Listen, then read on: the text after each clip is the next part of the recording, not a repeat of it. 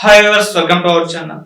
So Pawan Kalyan garu వచ్చే elections లో కాకినాడ నుంచి పోటీ చేయబోతున్న ఒక న్యూస్ అయితే వైరల్ అవుతుంది. సో గతంలో చూసుకుంటే ఆయన భీమవరం కాకుండా ఇంకొక రెండు స్థానాల నుంచి పోటీ చేయడం జరిగింది. సో ఇప్పుడైతే ఆయన కాకినాడ నియోజకవర్గాన్ని ఎంపిక చేసుకున్నట్టు తెలుస్తుంది. మరి కాకినాడలో ఆయన పోటీ చేయడం అనేది మరి వర్కౌట్ అవుతుందా కాదా? సో ఈ అంశం మీద డిస్కస్ చేయడానికి ప్రజెంట్ మనతో పాటు సీనియర్ జర్నలిస్ట్ సురేష్ కల్లూరి గారు ఉన్నారు. వారిని ఒకసారి తెలుసుకుందాం. సార్ నమస్కారం. సార్ సార్ కాకినాడలో ఈసారి అంటే ఎక్కువ మెజారిటీ గెలిచే అవకాశం ఉందని కొన్ని సర్వేలు చెప్పాయని చెప్పేసి పవన్ కళ్యాణ్ గారు కాకినాడ నుంచి పోటీ చేసి ఒక నిర్ణయం తీసుకున్నట్టు తెలుస్తుంది. మరి ఈ వార్తలో వాస్తవం ఎంతుంది? మరి ఖచ్చితంగా వర్కౌట్ అవుతుందా సార్ కాకినాడ భీమవరం కాకుండా? అంటే కాకినాడలో పోటీ చేస్తారా లేదా అనేది చెప్పలేం కానండి. కాకపోతే పవన్ కళ్యాణ్ గారు కాకినాడ మీద ప్రత్యేకంగా దృష్టి పెట్టారు. గత 2-3 రోజులుగా కాకినాడ గురించే మొత్తం గ్రౌండ్ లెవెల్ ప్రాబ్లమ్స్ ఏమున్నాయి, సాల్వ్ కానీ ఏమున్నాయి, ఏం సాల్వ్ చేశారు, ఏంటి పరిస్థితి అనేది ఇన్ఫర్మేషన్ అంతా తీస్తూ ఉన్నారు జనసేనకు సంబంధించిన పార్టీ వాళ్ళు. కాకినాడలో రూరల్లో 2 నియోజకవర్గాలు ఉన్నాయి. రూరల్ ఎమ్మెల్యే గతంలో అనేక సార్లు జనసేన మీద, జనసేన కార్యకర్తల మీద దాడులు చేయించారు. డైరెక్ట్గా పవన్ కళ్యాణ్ గారికి కూడా సవాళ్లు విసిరారు. దమ్ముంటే ఇక్కడికి వచ్చి పోటీ చేయని ఇలాంటి మాటలు కూడా మాట్లాడారు. ద్వారంపూడి చంద్రశేఖర్ రెడ్డి గారు అధికార పార్టీ ఎమ్మెల్యే. సో ఆ నేపథ్యంలో మరి ఏమన్నా అంటే కాకినాడ మీద దృష్టి పెట్టారేమో, కానీ మామూలుగా అయితే ఆయన భీమవరం నుంచి పోటీ చేస్తారనేది ఒకటి ఉందండి. గత ఎన్నికల్లో ఆయన భీమవరంలో పోటీ చేసి ఓడిపోయి ఉన్నారు. భీమవరం, గాజువాక 2 చోట్ల చేశారు, 2 చోట్ల ఓడిపోయారు. అయితే ఈసారి భీమవరం ఒక చోటే చేయొచ్చు అనేది ఒకటి ఉంది. ఆ తర్వాత ఆ మధ్య అయితే కాదు, రాయలసీమ నుంచి కూడా పరిశీలిస్తున్నారు, తిరుపతి అని ఇట్లా కొన్ని అన్నారు. ఇట్లా వస్తుంటాయి రకరకాలుగా. ఎక్కడి నుంచి కంటెస్ట్ చేస్తారంటే కాకినాడను, కోటనో, తిరుపతినో. ఆయన ఇంతవరకు అంటే 90% నేను అనుకోవడం భీమవరం నుంచి చేస్తారని నేను అనుకుంటున్నాను. కాకినాడ మేబీ వాళ్ళు పొత్తులో లోక్సభ అడగొచ్చు, లేదా పొత్తులో అసెంబ్లీ సీటు కూడా అడగొచ్చు.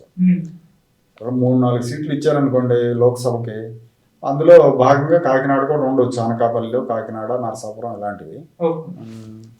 లేదు అనుకుంటే అసెంబ్లీలు కూడా ఇస్తారు కాబట్టి అసెంబ్లీలో కాకినాడ ఉండొచ్చు. కానీ మొత్తం పిఠాపురం, కాకినాడ అర్బన్, కాకినాడ రూరల్, ఈ బెల్ట్లో ఉన్న నియోజకవర్గాలన్నింటిలో కూడా పరిశీలన అయితే చేస్తున్నారు గ్రౌండ్ లెవెల్లో ఎలా ఉంది ఏంటి అనేది. అదే కాకుండా మొత్తం మీద కూడా 2019 ఎన్నికల్లో జనసేన పార్టీకి ఎక్కువ ఓట్లు వచ్చిన నియోజకవర్గాలు ఎక్కడెక్కడ ఉన్నాయి, ఇప్పుడున్న పరిస్థితి ఏంటి అనే దాని మీద కూడా నాకు తెలిసి వాళ్ళు సమాచారం సేకరిస్తున్నారు. సేకరించి జెన్యూన్గా వాళ్ళకి పట్టున్న నియోజకవర్గాలని పొత్తులో భాగంగా తెలుగుదేశం పార్టీతో అడగాలనేది ఆలోచన చేస్తున్నట్టు.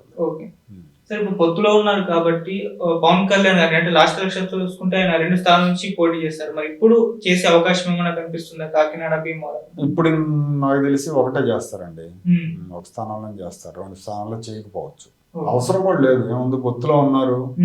జగన్మోహన్ రెడ్డికి వ్యతిరేక పవనాలు వేస్తూ ఉన్నాయి కాబట్టి ఖచ్చితంగా గెలుస్తారు. ఎందుకు అనవసరంగా 2 చోట్ల నిలబడి మళ్ళీ 2 చోట్ల ఇక్కడ ఉండరు అక్కడ ఉంటారు, లేదా అక్కడ రిజైన్ చేసి ఇక్కడ ఉంటారని రకరకాల ఇవన్నీ కూడా వస్తాయి.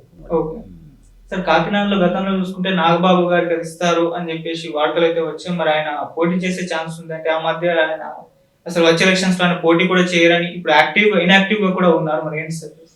ఇన్యాక్టివ్గా ఏం లేరు, తిరుగుతున్నట్టున్నారు. మొన్న కూడా చిత్తూరు జిల్లాలో, ఉమ్మడి చిత్తూరు జిల్లా శ్రీకాళహస్తి అటువైపు వెళ్ళినట్టున్నారు, తిరిగారు, మీటింగ్లు పెట్టారు తిరుపతిలో. ఆయన పోయిన ఎన్నికల్లో నరసాపురం నుంచి ఎంపీగా కంటెస్ట్ చేశారు, ఓడిపోయినట్టున్నారు. ఇప్పుడు మళ్ళీ కూడా కంటెస్ట్ చేయొచ్చాము. సార్ ఓవరాల్ గా జనసేన పరిస్థితి చూసుకుంటే లాస్ట్ ఎలక్షన్స్ లో కేవలం 1 సీటు మాత్రమే గెలిచింది. సో ఇప్పుడు ఏమన్నా డెవలప్ అయిందా? ఎలా ఉంది అసలు జనసేన పార్టీ? డెవలప్ అంటే విడివిడిగా పోటీ చేస్తే ఎట్లా ఉంటుందో మనం చెప్పలేమండి. ఎందుకంటే ఓట్లు చీలిపోతాయి. ఇప్పుడు తెలుగుదేశం పార్టీ, జనసేన విడిగా పోటీ చేసింది అనుకోండి, జగన్మోహన్ రెడ్డికి వ్యతిరేకంగా ఓట్లు చీలిపోతాయి కాబట్టి కొంత ఇదే అవకాశం ఉంటుంది. అదే కలిసి పోటీ చేస్తున్నారు కాబట్టి ఖచ్చితంగా అది అడ్వాంటేజ్ వాళ్ళకి. అంటే ఉమ్మడి కూటమి ఒక 120 సీట్లు గెలుస్తుంది అనుకున్నప్పుడు అదే రేంజ్ లో వీళ్ళు కూడా వీళ్ళకి ఇచ్చిన సీట్లు గెలుస్తారు. ఇప్పుడు చూసుకుంటే దాదాపు ఎన్ని స్థానాల వరకు జనసేనకి ఇవ్వచ్చు? 24 అని చెప్పేసి ఒక వార్త అయితే వచ్చింది అంటున్నారండి. జనసేన వాళ్ళు 30 అడిగారు, తెలుగుదేశం వాళ్ళు ఒక 24-25 దాకా ఇవ్వచ్చు అని చెప్పి అంటున్నారు. అది ఆల్రెడీ వాళ్ళిద్దరూ ఒక అంగీకారానికి వచ్చి ఉంటారు. చంద్రబాబు నాయుడు గారు, పవన్ కళ్యాణ్ గారు ఇద్దరు మాట్లాడుకొని ఉంటారు, అంగీకారానికి కూడా వచ్చి ఉంటారు. కాకపోతే దాన్ని అనౌన్స్ చేయట్లా. ఓకే. మేబీ రేపు పండుగ నాటికి అనౌన్స్ చేయొచ్చు, సంక్రాంతి నాటికి. అందుకే ఏ ఫిగర్ అయితే ఒక ఫిగర్ అనుకుంటారు వాళ్ళు, ఆ ఫిగర్కి పరిధిలోకి మనకి ఎక్కువ ఓట్లు ఉన్న నియోజకవర్గాలు ఎక్కడెక్కడ ఉన్నాయి అనేది పవన్ కళ్యాణ్ గారు ఆ వర్క్ చేస్తున్నట్టున్నారు. సపోజ్ ఒక 25 ఇస్తున్నారు అనుకోండి, ఎక్కడెక్కడ ఆ 25ని మనం పిక్ చేయాలనేది చూసుకోవాలి వాళ్ళు. ఓట్ బ్యాంక్ పరంగా ఎక్కడెక్కడ బలంగా ఉన్న చోటే తీసుకోవాలి కదా. సార్ ఒకవేళ జనసేన టీడీపీ కూటమి గెలిస్తే చీఫ్ మినిస్టర్ ఎలాగో చంద్రబాబు గారు ఉంటారు, డిప్యూటీ సీఎం పవన్ కళ్యాణ్ గారికి ఇచ్చే అవకాశం ఉంది అన్న వార్తలు కూడా వైరల్ అయ్యాయి. మరి ఉందే సార్ ఛాన్స్? అది మనం ఇప్పుడే చెప్పలేంగా. పవన్ కళ్యాణ్ గారు తీసుకుంటారో లేదు, తీసుకుంటే ఖచ్చితంగా ఇస్తారు. కానీ ఆయన నాకు వద్దులే, నాదల మనోహర్కో లేదంటే ఇంకెవరికన్నా ఇవ్వండి అన్నారు అనుకోండి, అప్పుడు అయిపోద్ది. అంతే, అది that depends on Pawan Kalyan అంతే. తెలుగుదేశం పార్టీ అయితే ఖచ్చితంగా జనసేన పార్టీకి ఒక డిప్యూటీ సీఎం పదవి ఇస్తారు నా అంచనా.